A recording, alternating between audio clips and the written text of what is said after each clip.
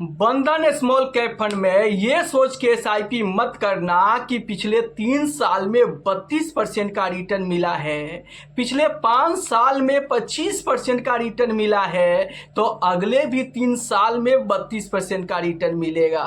ये मत सोचना कि अगले भी 5 साल में 25% तक का रिटर्न मिलेगा, और ये सोच के आप इस स्मॉल कैप में एसआईपी मत करना। क्यों? क्योंकि इतना ज़्यादा रिटर्न मिल चुका है, अब आगे इतना ज़्यादा रिटर्न मिले ये कोई ज़रूरी नहीं है। क्यों?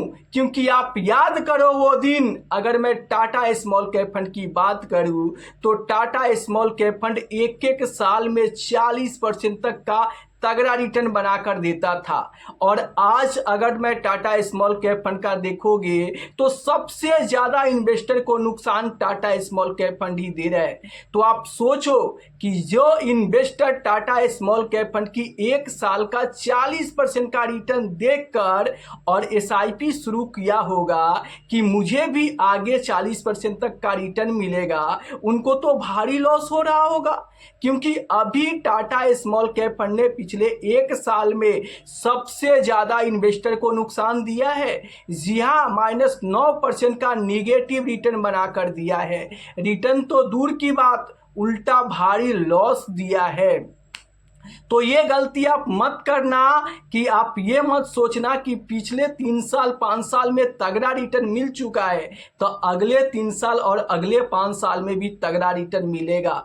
क्यों?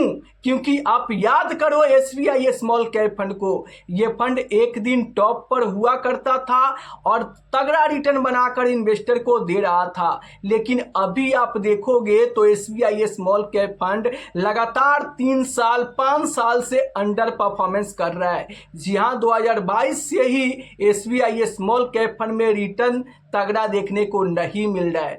तो जो investor SBI small cap fund में एसआईपी कर रहे हैं उनके पोर्टफोलियो में अच्छा रिटर्न देखने को नहीं मिल रहा है और वो इन्वेस्टर परेशान है।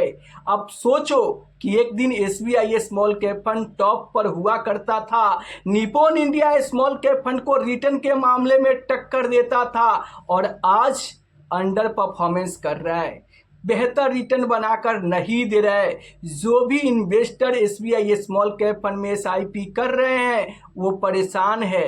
क्यों? क्योंकि उनके पोर्टफोलियो में रिटर्न ही नहीं बन रहा है। तो अगर आप यहाँ पर ये सोच के बंधन स्मॉल कैप फंड में एसआईपी शुरू करने के बारे में सोच रहे हो कि बंधन स्मॉल कैप फंड पिछले 3 साल में, पिछले 5 साल में तगड़ा रिटर्न बनाकर दिया है, तो अगले 3 साल में भी और अगले 5 साल में भी तगड़ा रिटर्न बनाकर देगा, तो आप गलत फहमी में हो, आपका भरोसा टूटने वाला है। क्यों? क्योंकि ऐसा कोई भी फंड नहीं है जो हर साल आपको तगड़ा रिटर्न बनाकर दे। जी हाँ, एक समय था कि यहाँ पर टाटा स्मॉल कैप फंड भी तगड़ा रिटर्न बनाकर दिया और आज के डेट में इन्वेस्टर को सबसे ज़्यादा नुकसान दे रहा है। एक ऐसा भी समय था कि SBI small cap fund top पर हुआ करता था और आज के डेट में आप देखोगे तो लगातार अंडर परफॉर्मेंस कर रहा है, वो भी पिछले 5 सालों से। तो अगर आप ये सोच रहे हो कि बंधन स्मॉल कैप फंड पिछले 3 साल में 5 साल में तगड़ा रिटर्न बनाकर दे रहा है, आगे भी आपको तगड़ा रिटर्न देते रहेगा, तो आप गलत फहमी में हो, क्योंकि ऐसा कोई भी फंड नहीं है जो हमेशा टॉप लेवल पर रहे। तो अगर आपका एसआईपी बंधन स्मॉल कैप फंड में चल रहा है तो आपको कंटिन्यू करना चाहिए, लेकिन अगर आप चाहते हो कि पिछले 3 साल 5 साल में तगड़ा रिटर्न मिला है, ये सोच के कि चलो अभी मैं इस स्मॉल कैप फंड में एसआईपी शुरू कर देता हूँ, मुझे आगे भी 3 साल 5 साल में तगड़ा रिटर्न मिलेगा, तो आप ये गलती मत करना। देखो, स्मॉल कैप में आपको तभी इन्वेस्ट करना चाहिए जब आपका गोल लॉन्ग टर्म का हो। जी हाँ, बंधन स्मॉल कैप फंड की मैं बात करूं तो देखो रिस्क काफ़ी ज़्यादा है, हाई रिस्क होने के साथ साथ हाई रिटर्न देने का दम रखता है, लेकिन आपको कब एसआईपी करना चाहिए? कम से कम आपका गोल अगर 7 से 10 साल के बीच में हो, कम से कम आप 10 साल तक इन्वेस्टेड रह सकते हो, तो आपको बेफिक्र होकर बंधन स्मॉल कैप फंड में एसआईपी करना चाहिए। लेकिन ऐसी उम्मीद बिल्कुल आपको नहीं रखना चाहिए कि पिछले 3 साल, पिछले 5 साल में तगड़ा रिटर्न दिया है तो अगले 3 साल में भी, अगले 5 साल में भी तगड़ा रिटर्न देगा। देखो यहाँ पर हर एक फंड का यहाँ पर सिनारियो आता है, कभी वो टॉप पर रहता है तो कभी मिडिल पर आता है और कभी काफ़ी पीछे चला जाता है।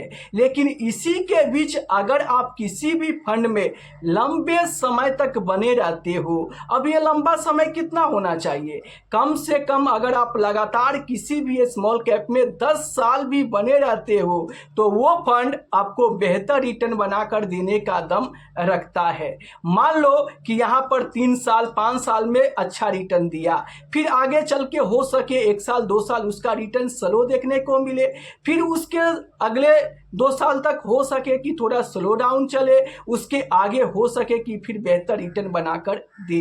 इसलिए अगर आप यहाँ पर किसी भी फंड को कम से कम स्मॉल कैप फंड में 10 साल का समय देते हो तो बेहतर रिटर्न बन जाता है। तो अगर आप लॉन्ग टर्म इन्वेस्टर हो, बाजार की उतार चढ़ाव को झेल सकते हो, अगर मान लो कि आप SIP शुरू कर दिए और अगले 1 साल 2 साल तक भी रिटर्न ना मिले, फिर भी अगर आप इन्वेस्टेड रहते हो तभी जाके आप स्मॉल कैप फंड से तगड़ा रिटर्न बना पाओगे।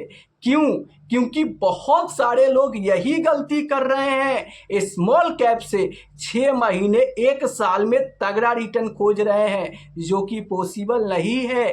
क्यों? क्योंकि स्मॉल कैप लंबे समय का गेम है, रिटर्न तो देता है लेकिन लंबे समय में। अगर आप यहाँ पर 1 साल 2 साल के लिए इन्वेस्ट करके और स्मॉल कैप फंड से तगड़ा रिटर्न खोज रहे हो तो आप गलती कर रहे हो। रिटर्न तो दूर की बात, उल्टा आपको नुकसान भी हो सकता है।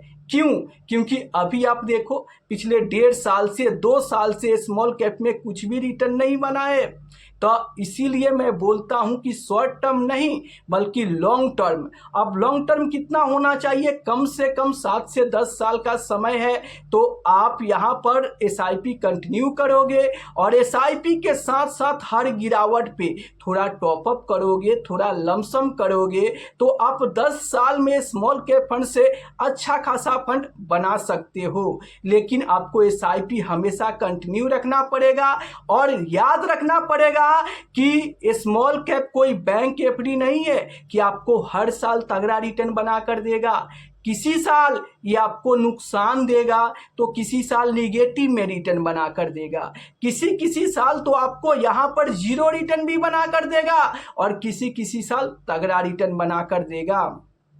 तो अगर आप 10 साल तक इन्वेस्टेड रहते हो तो 10 साल आपको बेहतर रिटर्न बनाकर नहीं देगा, किसी साल आपको झुलाएगा तो किसी साल आपको रुलाएगा और किसी साल इतना तगड़ा रिटर्न बनाकर दे देगा कि आपको अच्छा खासा गेन देखने को मिलेगा। तो आप कमेंट में बताओ कि आप स्मॉल कैप में कितने साल के लिए SIP कर रहे हो।